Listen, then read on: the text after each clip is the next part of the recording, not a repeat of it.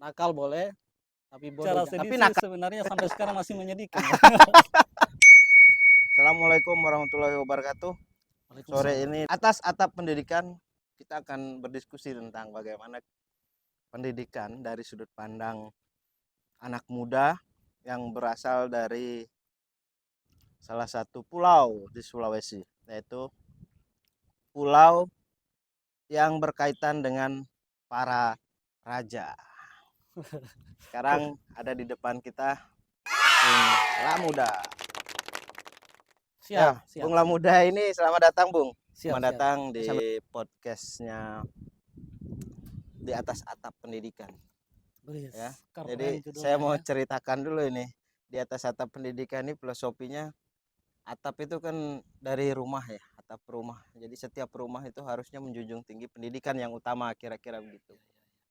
Ya. Sehingga dan ini podcast pertama kita ini.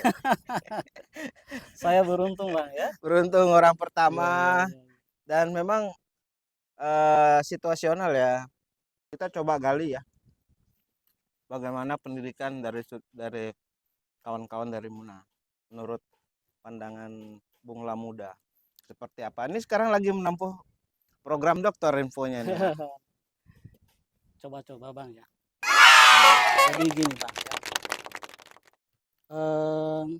Prinsip kami, bukan prinsip kami ya, prinsip orang tua kami dulu waktu masih kecil itu, bahwa menurut mereka pendidikan itu adalah yang paling utama gitu. Dari segala aspek pendidikan paling utama. Mereka tidak peduli mau miskin, mau makan, mau tidak dalam satu hari itu, tetapi yang ada di dalam kepala orang tua kami itu adalah bagaimana kami itu harus sekolah gitu. Harus sekolah. Ya. Itu ditanamin dari kecil Sudah memang. kecil. Oke. Jadi kita Bang silakan nakal, tapi yang penting kalian harus, yang paling utama itu adalah sekolah. Nakal boleh, tapi bodoh jangan. Tapi nakal ini nakal bebas berekspresi kan, Nah, maksudnya bukan nakal maksudnya orang tua itu gini, yang negatif. nakal boleh tapi bodoh jangan. Oh gitu. Cerdas boleh, cerdas wajib gitu ya. Ya. Nah, jadi boleh cerita ini bagaimana perjalanan pendidikannya sampai kok mau sih memutuskan untuk saya harus lanjut S3. Ya, apa ya? Karena memang dari dasarnya itu pendidikan itu paling utama untuk kami anak-anak di Muna itu. Jadi memang pendidikan itu bagi kami sampai akhir hayat gitu. Tidak ada toleransi, pendidikan itu penting. Abang boleh cek itu di kampung-kampung kami di Muna itu kami berada di bawah garis kemiskinan lah. Rumah kami itu Daerah ini ya, daerah Muna, termasuk daerah miskin ya. Daerah miskin sekali lah. Daerah 3T ya, termasuk 3T juga kan? Sudah tidak sekarang. Oh sudah tidak ya, alhamdulillah. Muna itu bicara sumber daya alamnya tidak ada gitu.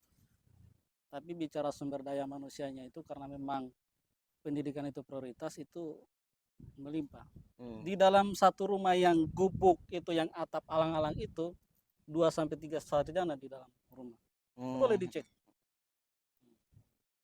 Jadi itu wajib bagi anak-anak di Muna itu harus sekolah. Karena bagaimana ya, mungkin berangkat dari pengalaman hidup orang tua kami itu dulu menderita betul gitu. Jadi ada prinsip mereka itu sekolah baik-baik biar kami orang tua yang menderita gitu. Jangan dengan kalian lagi gitu kan. Iya. Berarti kalau membahas menderita ini, iya. Coba ceritakan hal yang paling berkesan ya, penderitaan yang paling berkesan ketika menempuh sekolah. Atau ketika menempuh pendidikan, baik itu di SMA, kuliah misalkan, atau S2 sampai sekarang S3. Bagian cerita apa yang paling sedih dan memang bisa menjadi penyemangat gitu. Jangan sampai kita baru baru ada cobaan sedikit berhenti sekolah ya. Kalau bicara sedih sih sebenarnya sampai sekarang masih menyedihkan. Sampai sekarang masih menyedihkan. Tapi alhamdulillah karena kita bermodal semangat ya, bermodal harapan orang tua ya. Walaupun orang tua kita apa namanya, kebetulan bapak saya sudah meninggal kan sejak saya SMA kelas 3 gitu. Saya sempat dilarang tuh untuk ini apa namanya, untuk lanjut Studi kuliah ya, lanjut gitu kan. kuliah. Tapi karena Waktu S1 di S1 S1 S1 sempat dilarang karena sempat alasan dilarang karena ekonomi lah. alasan ekonomi. Siapa yang biayai kan